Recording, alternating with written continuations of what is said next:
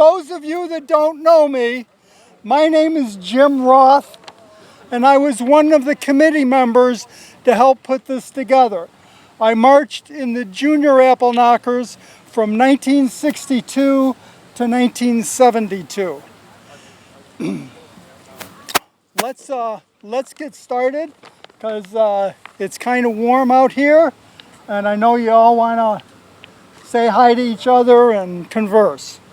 So, welcome everyone to the dedication of the Geneva Appleknocker Drum and Bugle Corps plaque.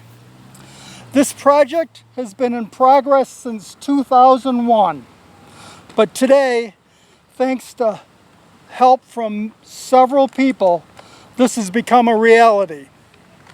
The idea behind this monument is to make sure we never forget this remarkable group of people and introduce others that didn't know us to their contributions in the art of drum and bugle corps. The Geneva Appleknockers, especially the senior corps, were trailblazers in the activity. They were the first drum corps to incorporate jazz music into their repertoire. With talent like Frankie Farr, Ken Peterson, Hardy Carrassus, Don Phipps, and the arrangements of Jack Bullock, they became known as the Kings of Swing. The Geneva Appleknockers were the first drum and bugle corps to introduce the contrabass bugle to add the lower notes to Jack's musical arrangements. At this time, I'd like to recognize June Sherer, who is Jack Bullock's daughter. June, where are you? I'm right here. Right here.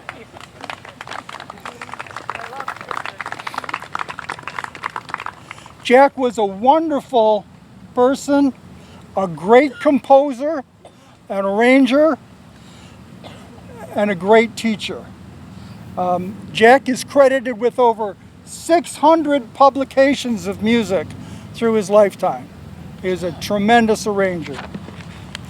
I'd also like to call your attention to the lovely bouquet of flowers sent by Kenna and Carl Taylor. Kenna is Ken Peterson's daughter, and her husband Carl plays trumpet with the famous Billy Joel group. And I was just informed this morning that Kenna and Carl are setting up a scholarship in honor of Ken Ace Peterson.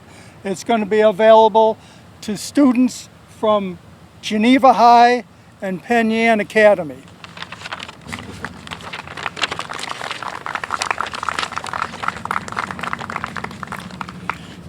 But there was also a junior and a cadet corps which left its mark on Geneva in the 60s and 70s.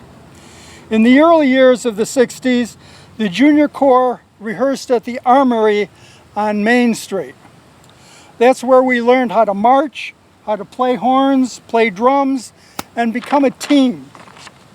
All of this was at no cost to the members. Instructors volunteered their time. We raised money for instruments and uniforms through rummage sales, and who remembers selling chocolate candy door to door? And we also earned money by marching in parades during the summer months. One of our first sponsors was the Geneva Fire Department, who sponsored us in parades.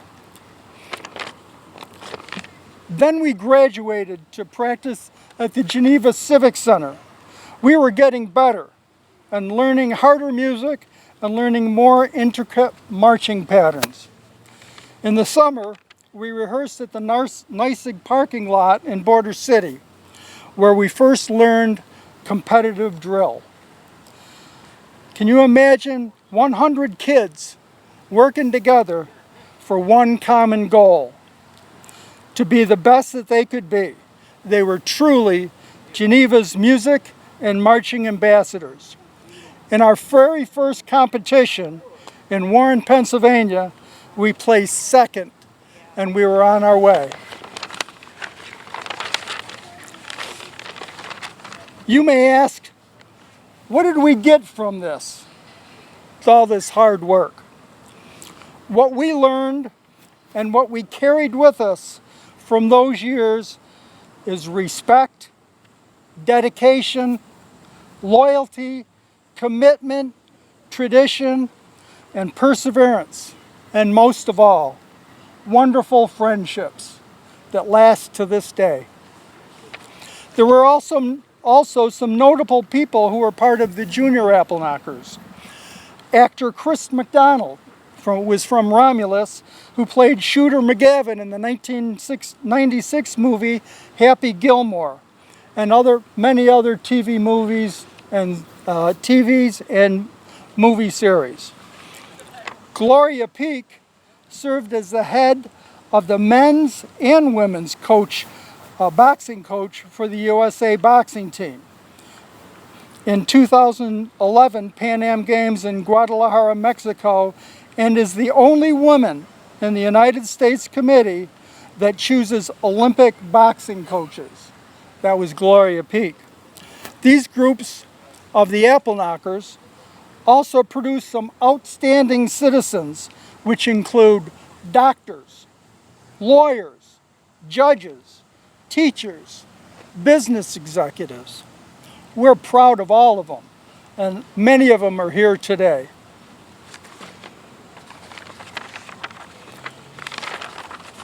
We were also blessed to have the Cadet Appleknockers.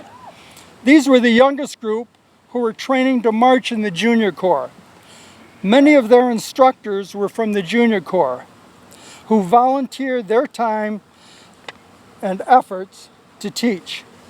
They carried on tradition until 1979, after the Junior Corps ceased operations in '74. Now, for the thank yous. I have a long list, and I will apologize now for anyone I missed. I'm truly sorry, but I want to include as many people as I can. The committee that put this thing together is made up of Don Andrews, Don, Gary Carroll from Florida, he couldn't make it, Chuck Case, Chuck, raise your hand, Brent Cooley, Steve Cooley, Bob Hewling, who now lives in Missouri, I think, Jim Roth, Jeff Whiting, and Judy Robinson. Where's Judy? There she is. And in memoriam, Jim Bascom. He was a true leader. Some people who need to be recognized from the early years. Dave Baruti was a founder and first director of the Junior Appleknockers. His sister is here, Brenda.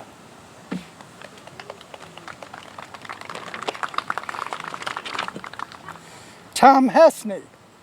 I don't know if Tom's brother Don is here. He told me he was going to be. He was our first horn instructor of the Junior Corps. Steve Cooley, the first horn instructor of the Cadet Corps and arranger of Apple Blossom Time, which you'll hear a little bit later. Steve, raise your hand. Say hi, Steve.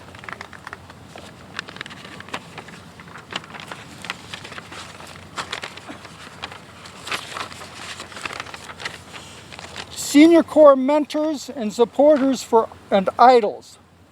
Frankie Farr, Ken Peterson, Don Phipps, Jim Bascom, Hardy Carrassus, Jack Bullock, Nick D'Angelo, Godfrey Brown, John and Vernon Ailing, Gus Barbaro, Chuck Calhoun. Many of them helped out with the Junior Corps and with making us good people. I would be remiss if I didn't remember our parents. They did a lot for the Junior Appleknockers. Just a few names, and I'm sure I don't have them all. The Muzzies, Murphys, Neves, Geary's, Roth, Case, Fenner, Parmalee, Palmer, Marr, Matheny, Verstrata, Christensen, Patchouli, McAllister, Andrews, Wozniaks, Quattaros, Calhouns, Nolans, and so many others. To recognize some people who helped make sure this plaque came to be reality, from the city of Geneva, Jan Regan. Jan, where are you?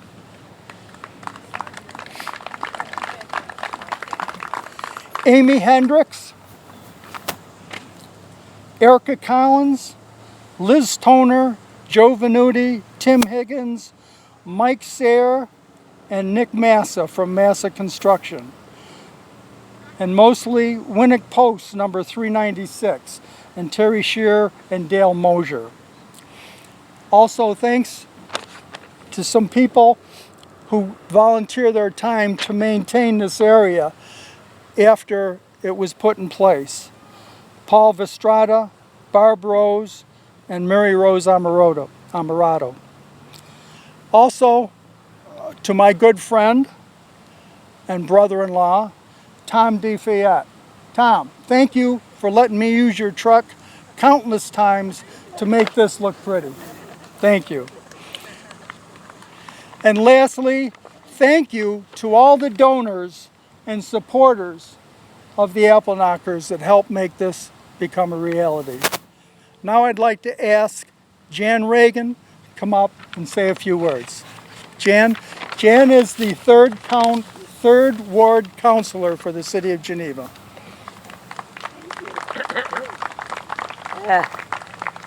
Well, I have to say, I really hope this was a real mic, because my voice isn't at its best today, but I'm honored to be here, and I do have a few things I'd love to say to thank you guys for all this effort. So when I was in high school, I marched with the West Genesee Wildcats, and they were then, and I believe they continue to be, you know, just excellent in their music department and the bands that they put forward. My particular tie, though, was in the color guard, and especially the competitive color guard. Yeah, there you go. As some of you may know who were around marching then, what we put forward was a 17-member, all-female competitive guard that marched. We were legendary for marching without a drummer. We were the first to do that. And so it was a completely silent room with the exception of catching the sabers, the sound of our feet on the floor, and the banners hitting the floor. It was just a fantastic experience to do that. And what I gained mostly, though, is like many of you who are here, lifetime friendships and just the camaraderie of working together to put a show out like we did, both in parades and on field band, and especially in the gyms for competitive guard. I do have, like you, lifetime friends from that experience, and it's great to go over the memories we have of the practices, the trips, the competitions. So it's a very important part of my youth, and I look back on it very fondly. On the parade side, I know that we shared parade routes, those of you who marched back then, when I marched with the West Genesee Wildcats. So I always have known the name of the Appleknockers, but when I came to Geneva, I swear that I saw you, maybe some of you, marching. But I came in 1978, so it kind of would have been a lucky coincidence if that had happened.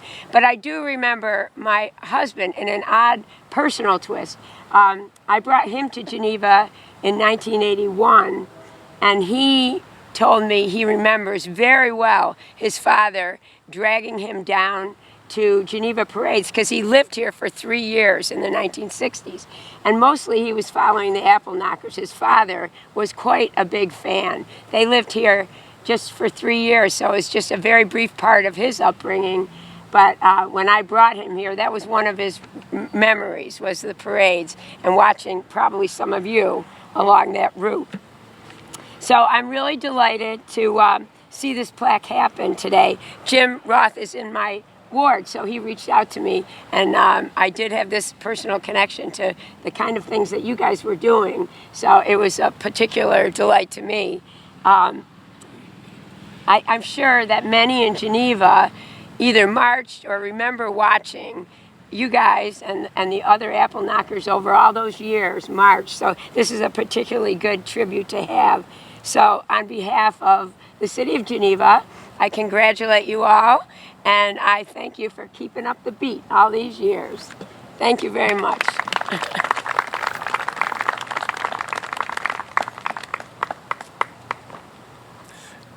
Next, I'd like to introduce Terry Sherer, past commander of Winnek Post, number 396. Terry?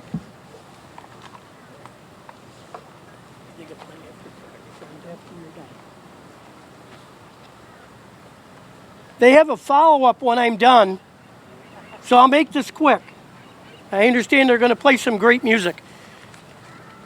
My family moved here in the mid-50s, and I just want to tell you something. A little kid off the farm in Phelps, taken to Seneca Street, and when that band rounded that corner and came down Seneca Street, playing Cherry Pink and Apple Blossom White, that was the best. That was the best. Anyway, on behalf of the American Legion, I hope you can all hear me okay. On behalf of the American Legion, I'm a past historian, not only a past commander, but there's been a lot of things that the American Legion has supported here in Geneva. Not just we can go back to right after World War I when they first formed the Drum and Bugle Corps. And by the way, I'd like to ask how many of you get to see on Facebook not the Days of Yore, what do they call it? You know Geneva when? Have you seen the picture of the original Appleknockers in front of the Milton Street School? Milton Street School. Yeah. Anybody know Milton Street School? And by the way, the American Legion, excuse me, the American Legion at that time was right next door. Well, it was right now it's the Knights of Columbus. The American Legion bought the property on Lachlan Road. I believe it was 1950, and you know the history from there on. And I was just making a comment to somebody earlier. As many of you know, we sold the property, and it was justifiable. We were actually supposed to open the new building last night, but there was a glitch with delivery of something. I don't know exactly what it is. So I'm here on behalf of Dale Mosier and the rest of the Legion Committee. Anyway, I don't have to go into, but I do want to acknowledge what the Legion does for so many people. The Salvation Army, the Boys and Girls Clubs. I can go on, and you know it. When I was commander for the 2 years that I was commander in the early 90s, we donated over $45,000 to Geneva Interest. The one thing that I'm personally involved with right now, how many of you remember all the plaques from the World War II one deceased that used to be at the north end of the lake? How many of you remember? Well, in 1950, they moved the plaques because some of the trees were getting Dutch elm disease. They moved the plaques out to the gazebo at the Legion. And if you've noticed, that gazebo is still there. However, we moved the plaques to where the new building is going to be, and they're properly dressed with our stars and stripes. One of the things that I take a personal pride in is that those markers of the World War I combatants, they will not be forgotten. we welcome you to come up to Winnek Post whenever it works out for each one of you, and take a look at those plaques. I'm going to be in charge of restoring them. They didn't get weather beaten because of the gazebo, but I may be needing some help. I'm going to restore them. They're bronze. And one of them, by happenstance, somebody found it in the lake. Can you imagine somebody taking a veteran plate and throwing it in the lake? Well, anyway, my point is, and I'll finish right here. My point is, we welcome you to come to the new post. We have only like one restriction, and that is if you're not a veteran or member of the auxiliary or the Sons of the Legion, contact any member and you're our guest. And I would like to hope that the group that's here now feels free to pick a time, whatever it's suitable for you, to come on up on a Sunday afternoon or a Saturday night. And your memorabilia is going to be there. The pictures, trophies, all the things that you have earned. I would like to finish with just one, and I'm going to need, could I use your help? Yeah.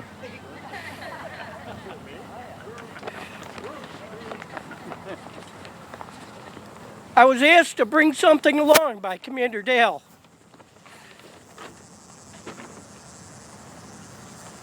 Wow, that looks familiar.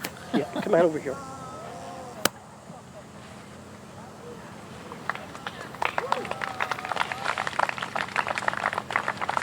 There you are. There you are. And this will be on permanent display at the new Legion. Permanent display. Thank you. And I was told, be sure you bring it back.